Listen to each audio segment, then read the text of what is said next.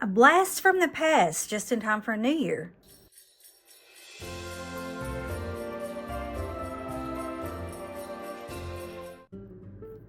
Hey y'all, it's April. Thanks for stopping by my crazy creative life. Today's video, I'm going to make some cookies out of this cookbook. Now I'm going to talk just a minute, so if you don't want to hear all of the talk, then skip to, and I'll put it right here, skip to this, and that will get started in the recipe. Okay. If you recall, or if you want to go back or whatever, I was doing a series of like old recipes, and I had bought some old cookbooks and everything.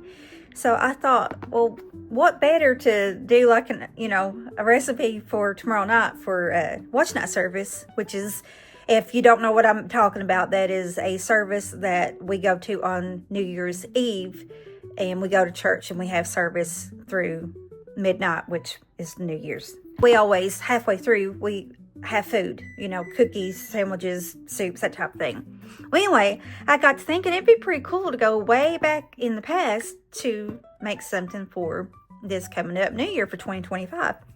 And I found one of my cookbooks, and this is a really, really old one. It's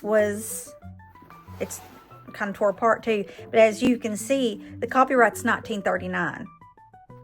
And it is from the Mirro. I don't know if you know what Mirro is. It was a company that made, like, back then it was a lot of aluminum stuff like bakeware, muffin pans, jelly molds, cookie press, different stuff like that. And I think I read they closed 2009 or 2002. I'll have to go back and look again. Anyway, they shut down in the early 2000s. And I'm pretty positive I have a pressure canner, not pressure cooker, but a pressure canner that is that Mirro brand, which I could be wrong on that. It could be, it could be Presto. But anyway, this cookbook, it really is talking about using all of their supplies and everything, and it's pretty cool. And then also on this, I won't read it to you. I'd like to read it to you, but some of you may not want to hear it. But whoever owned this cookbook, this little lady, I'm assuming she wrote this poem, and it's titled The Kitchen. And it's a poem about, the kitchen basically is her favorite place to be. And then throughout the cookbook, she's kind of written in different places. All right, so enough of that. Let's go ahead and get on into the recipe. See, I told you it was it's in two halves. I don't know how they actually had it together. It is the same book. I'm not real sure how they had it together, but I guess that's why it's separated, because it's like two, what do you call that? Anyway. All right. So I think I'm going to try these orange cookies.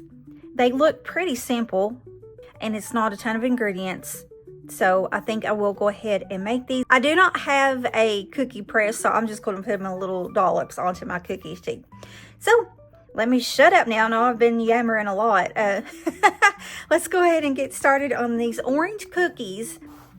You start out, you're going to preheat your oven. It says between 4 and 425. I'm going to put mine on 400. Let's get started. All right, I'm back. I was looking, I kind of want to make these butterscotch cookies and these velvet cookies too. I probably won't make both of them, but I would like to make one or the other with the orange. We'll see. On page 89. You're going to start off with 3/4 cup of sugar, or 3 1/4, however you want to say it. And this is a 3/4 cup, measuring cup. Next, you're going to take 1/2 cup of sugar and dump in there. Now we're going to cream all this together. I'm just using my hand mixer. So just mix that until it's fluffy and all your sugar and your shortening is combined. I'm going to set this to the side a second because it calls for 2 teaspoons of grated orange rind. Now this orange, I actually soaked it in vinegar, baking soda solution for a little bit, rinsed it off, and then dried it off with a paper towel.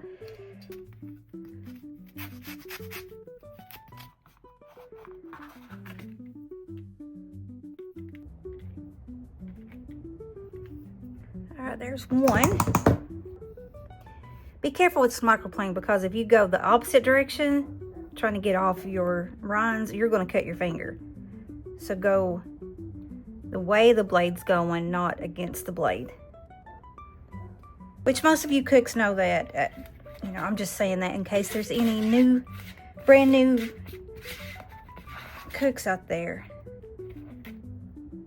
Okay, that's close enough to 2. Next, you're going to take a room temperature egg, and I just put this in the thing I had my shortening in. That way I'm not dirtying up something more. So you want to add your egg beat up. I always wash my hands afterwards. Okay, then we're going to use 1/2 teaspoon of almond extract. Now let's blend that together real quick. Finally, I've got 2 1/4 or 2 1/4 cups of sifted all-purpose flour in here, and then 1/2 teaspoon of salt. And of course, that's pink Himalayan, or not pink Himalayan. It looks like pink Himalayan. That's the Redmond real salt. And make sure that you sift if you've got a sifter, because if not, you're gonna have all those lumpies in your cookie. This is what helps your cookies be more smooth. Okay, let's combine these. I'm gonna have my mixer on low. You want to mix it until it's just barely combined, which that's still a little crumbly.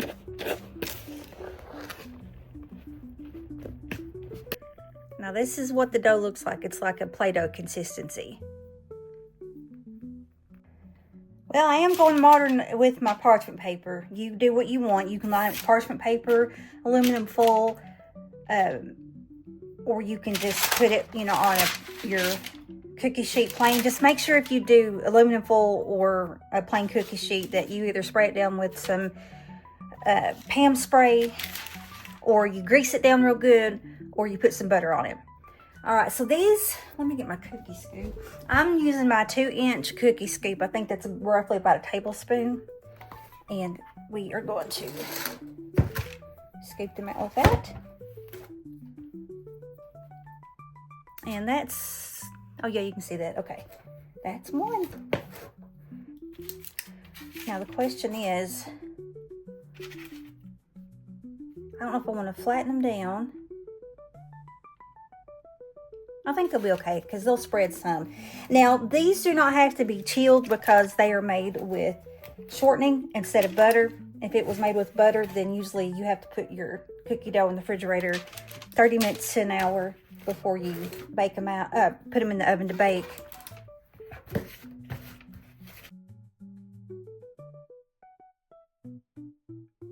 Let me finish this and I will be back. Oh, first of all, you're not supposed to eat raw cookie dough. But I'm going to do it anyway. They don't have a ton of flavor. Hopefully they're better once they bake. I don't know if I'm going to like them or not. Just being honest, we'll see the difference after they bake. What I might do is make like an orange glaze with just some powdered sugar, a little bit of milk. No, powdered sugar, a little bit of that orange juice from that orange that I just zested. And make like a glaze and pour over top of them whenever they come out. That's probably what I'll end up doing. Because these, of course, this is back in the 30s.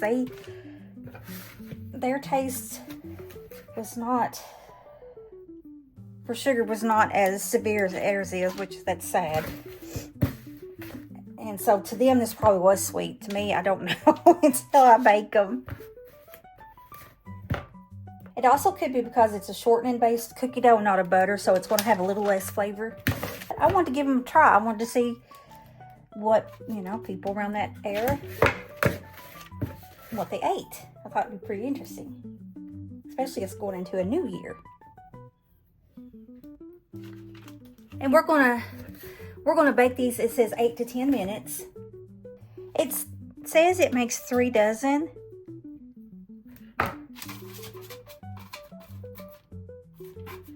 But of course, that's using the little cookie, what was it called? Shape, the little gun thing that makes shapes. Cookie press, I think that's what it's called. Okay, let's pop these in the oven again. It's 400, well, between 400 and 425 degrees for 8 to 10 minutes. These might make bake a little bit longer because They're a little bigger than what it would probably be using the cookie press. But just keep an eye on them until they are like a light golden brown. You don't want a real brown. You want a more blonde, so that way they're not overdone. I will tell you how long it took whenever I pull these out. But I'm going to start off, I think, with the 10 minutes.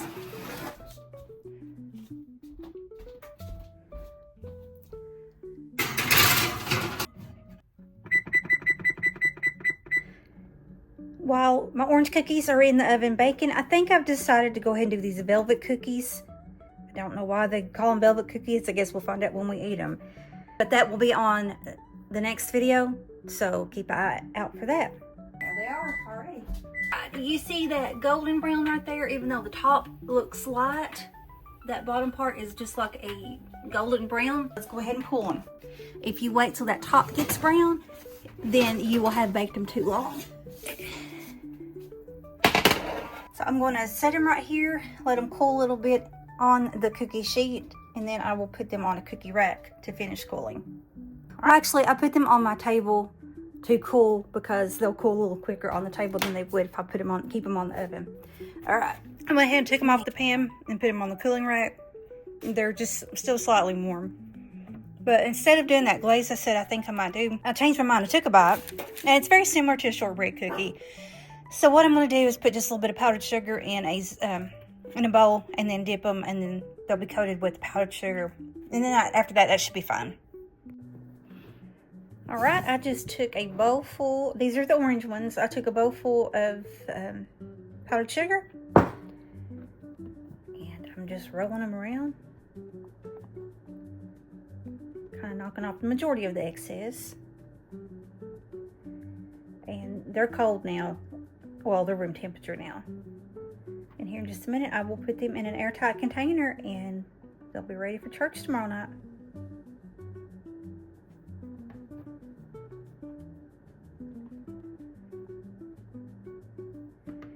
Okay, I'll be back when I'm done with this.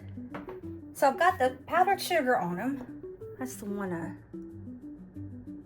bit off of earlier. That powdered sugar did help them, and they are very reminiscent like a shortbread cookie. Anyway, I hope you guys enjoyed the video. Maybe going back in time with me, trying out some old stuff from, you know, almost the 1940s, 1939. And most of all, I hope you guys have a blessed New Year and a safe one. And if I don't talk to you again, I'll see you next year. Haha. But seriously, I'll see you probably one day next week in 2025.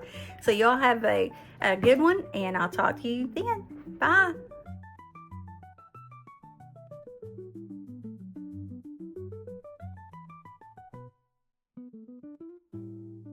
Hey, if you like this video, you may like my last Christmas video or even last year's Christmas series.